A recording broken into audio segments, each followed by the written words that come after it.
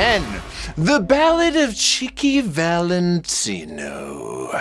I think for this, I was really sort of thinking about very John Williams feeling piece of music. I was sort of thinking about his sort of approach to these big, like, majestic moments. And if you want majestic, Google Cheeky Valentino. Okay, track 11, Beat the Devil. I've always wanted to sing with Serena. I'm a huge fan of Serena. She's got, I mean, you've all heard her sing, obviously.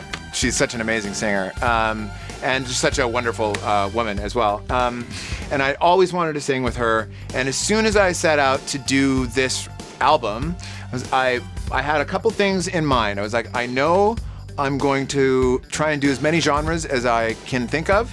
And on top of that, I'm gonna try and do as many guest vocals, or get a bunch of guest vocals where applicable. Serena Ryder was one of the only people where I was like, and I'm definitely gonna write a song to send to Serena, because I've got to be able to sing with Serena. I really wanted to sing a song with her. And I said yes, like right away, because I've always wanted to sing with him. And he sent me the song and I freaked out. Like, it was so much fun. And this kind of like 80s, like Peter Gabriel vibe era I'm all about that. And when I went into the studio to sing it, I was like, dude, I can't hit your notes. Like, I can't. And I've got like a pretty good range. And he's like, he hits these notes that like with full force. And you know, it was really good for me because it kicked my ass. I was like, wow, okay, I gotta be here. Like, totally. So she was on my mind the whole time that I was working on the record. I was like, is this the right song? Is this the right song? Is this the right song? And then I came up with this one, and it had a pretty like belting kind of vocal. And all of a sudden it clicked, and I was like, I really hope Serena will do this. I really hope she'll do this. And I sent it to her along with like a little note, and I never sent it to anyone else. I didn't try a bunch of people or anything. I only sent it to Serena. My favorite part is the harp solo. It freaked me out as soon as I heard it. I was like, holy shit, like, it's amazing. It's like Stevie Wonder, John Popper harp playing, and I love playing the harmonica. So just hearing that was phenomenal. And then Josh's insane high notes. I'm like, I can't even go there. It's nice to hear something and to be moved by something that you can't do, you know? Track 12, Like You Do. So there were 3 songs that were very important to me to write for the record, that were the most important to me, and they were Spellbound, Miles and Miles, and Like You Do. Like You Do is a song I wrote for my wife, and it's about, there's that moment when you propose to somebody and hopefully they say yes, and there's that moment when they've said yes, and the two of you know that you're gonna get married, and it's a secret, and the whole world doesn't know about it yet. Nobody knows about it. It's just this one private moment between the two of you. And this song is about that exact moment. I wanted to write a song about it without being cheesy. And one of my wife's favorite genres of music is the sort of like 70s Motown, and mine too. And she's a huge fan of like Otis Redding. So I tried to write a song that felt like an updated take on the sort of like Otis Redding, Marvin Gaye, like sort of that era of singers, which is pretty big shoes because those guys are amazing singers. But I just spent a lot of time working on it, and I didn't play it to my wife until it was done. And there's a lot of little secretive lyric things that only she will totally understand. Yeah. Track 13, Perfect Mistake. This is the only song on the album that is legitimately like a 50-50 co-write. Rhea and I wrote the song together, and it was not supposed to be on this album. It was supposed to be on her album, but it didn't have me singing on it. It was only her. So we wrote it to be a Rhea May song. And then she parted ways with her record label at the time. So then it was like, well, now the song's not gonna come out. And then right around then I had started working on the solo album. So I called Rhea and was just like, I'm working on this album that's like full of duets. How would you feel about me repurposing the song a little bit, and I'll sing half of it, and we'll make it like a duet.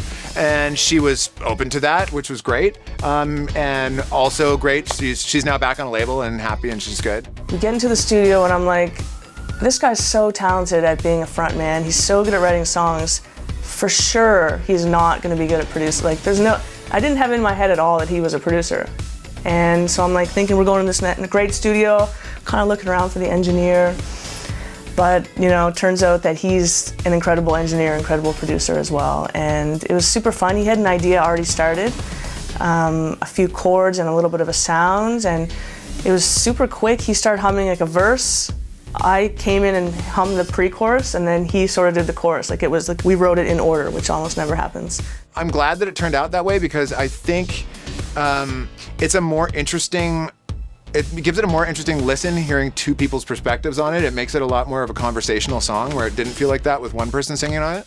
I feel this song really does sound like him and me, which doesn't always happen when you write with someone, but I think it's easy to see his influence, especially in sort of the chords that we started with and the chorus melody. Like, he has a real particular way on his chorus melody sometimes that I love so much. And I think I brought a little bit of like folk weirdness to the pre-chorus. There's like na na na na na na na. I kind of just put in a little bit of Rhea in there, and yeah, I feel like it's a really cool, equal collaboration between what he does and what I do, which was, yeah, just fun for me. The Deep Woods, I called it that because I think it sounds like the sort of like menacing fairy creatures that we all like imagine are in like the very deep woods. This was the first time I had the idea of like the sort of like symphony transition things. Like, I really wanted them to like really lead in and out of the songs that they were leading into, more so than on things like that I'd done in the past. And this one really does, because it ends with introducing a riff that comes in Reckless Heart. So I was really happy that sort of like managed to work the way I wanted it to. It took me a while. Track 15, Reckless Heart, which comes right in out of Deep Woods. So yeah, Deep Woods starts quoting the guitar riff that is in the chorus of Reckless Heart. I initially wrote that song to pitch to Sting to sing on, because I am buddies with his manager and had met him a few times, and his manager suggested that I write something to pitch to him. So I came up with the idea of maybe I'll try and write something that feels like The Police, but like a modern day take on The Police. And that's sort of where I ended up with. And then Sting was way too busy because he's like Sting. So, I mean, obviously I wasn't exactly shocked. I think it's like he's releasing like 3 albums that year or this year or something. No harm, no foul. But you know what? I wasn't really that bummed about it, because I still ended up with this song, and I never would have ended up with this song had I not been trying to write a song for him. Track 16, like There's Nobody Watching. This is definitely the first time I'd done anything playing around in the EDM world. I had never done anything working with a DJ. That was a new thing to do, which was just like a whole different approach. It's like seeing the way that he works is like very different than the way I approach things. But you know, that was a great, I think, learning opportunity for me, and we had a lot of fun working together. So it was a night off when we were on tour in London, and we had made friends the night before, and we were gonna go out drinking together, and we'll go to the bar, and he orders, I'm not kidding you, he sits down at the bar and he goes, 6 tequila. I'm not gonna do the British accent, but he does it with a British accent. Well, all right, 6 tequila. He talks like that. And orders, it's just me and him. So 6 tequilas come. And I look at him, I was like, dude, that's a big way to start. And he looks at me and goes, what are you drinking? He fucking boom, boom, boom, boom, boom. He does 6 shots of tequila and then turns to me and goes, oh, I don't have any money.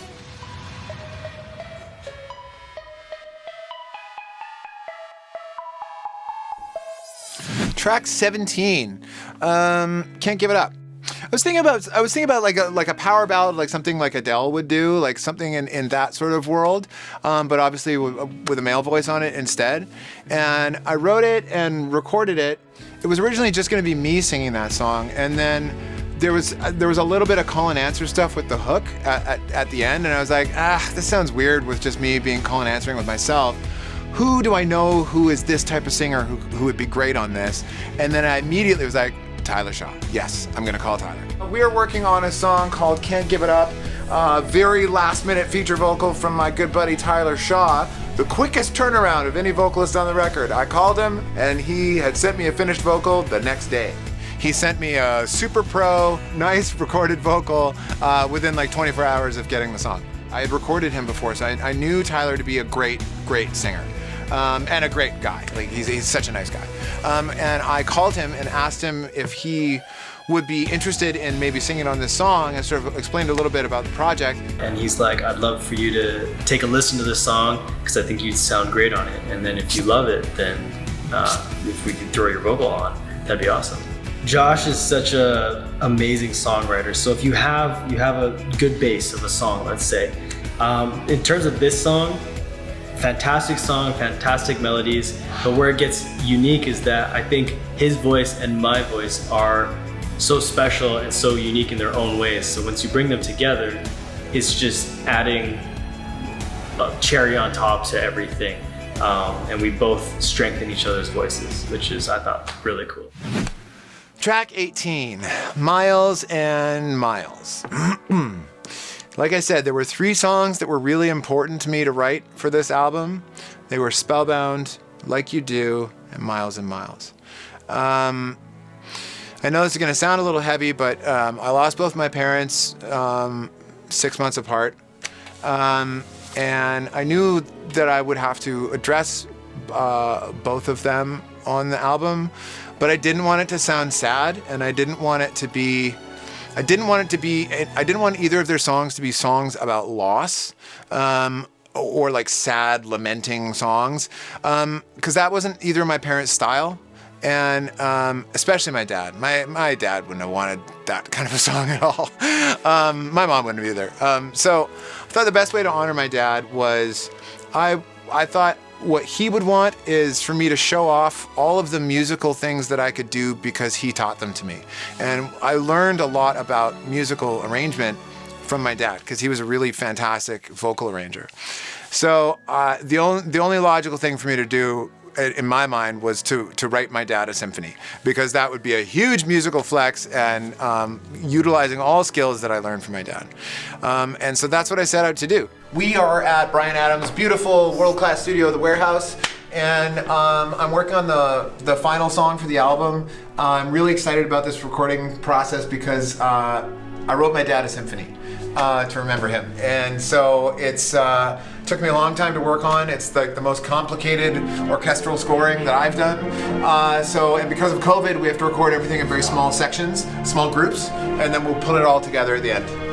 I'm really tempted to say that my favorite part of the song is the ending, because I love all the vocalese stuff that Josh, he weaves together. It's like this never-ending modulation that keeps, choral modulation, that just keeps happening, and it goes on for so long. You think it's got to resolve, and it just keeps going, and it's really quite breathtaking. The making of that song was epic because I wrote the whole thing with samples first, and I thought I was going to have to only use samples because of COVID. So I just sort of tinkered away at the arrangement on my computer for like, I don't know, 2-3 weeks, I'd say, to write that, maybe. And I just kind of wrote it as I went, then go back and forth and change things and all that. And then it was like, I realized that we were going to be able to record symphony as long as we just did it like a few people at a time. So the Vancouver Film Orchestra, who I've worked with tons of times, with Hal Beckett and Roger Monk engineering, and we basically recorded that symphony 4 players at a time or 6 players at a time. We had to record it in really small pieces. It was just like this never-ending journey, this never-ending work on that song. The only person I could possibly ask to sing this song for my dad would be my sister, my lovely sister Sarah. And she came in to the Warehouse when the song was pretty much mixed. She came in and sang at the mix session, and she came in and she did a really great job, as I knew she would, because she always does a great job. And I think it's always fun to get to sing with Sarah, because we grew up singing together, and we get the magic sibling thing when we sing together, where you just you blend perfectly without needing to think about it, and you phrase exactly the same, and you just can sing together in a way that you can't ever sing with someone else that way. I think in the end, I think my dad would have been happy with the way that song turned out. I'm happy with the way that song turned out. It was a ton of work. Oh my God, that was the most epic mix session ever, but it is finally our last day of mixing. When the album was finished, and I got the mastering back and I had to check the mastering to make sure it was all good, I came out here to the studio and I cranked it up and I listened to the album front to back just by myself to check the mastering. At the end of Miles and Miles, there's a vocal pad that comes in there, and I didn't write that. That's actually from an arrangement of my dad's, and I put it in the song to just be like a nice little nod to my dad. It comes to a place where he quotes from an arrangement of It Came Upon a Midnight Clear that my dad wrote years ago. And it uses a really specific choral device called forte piano, where he gets really loud and then really soft.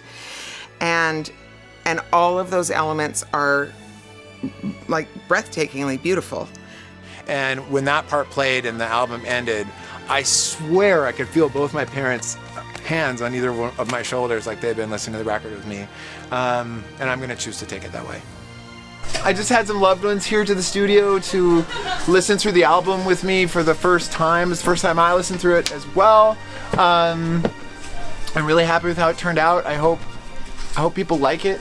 I think I did what I set out to do, which was to not just make a Mariana's Trench album and to try and play around in as many different genres as I could. That was a really interesting writing exercise making this album, and I'm really happy with it.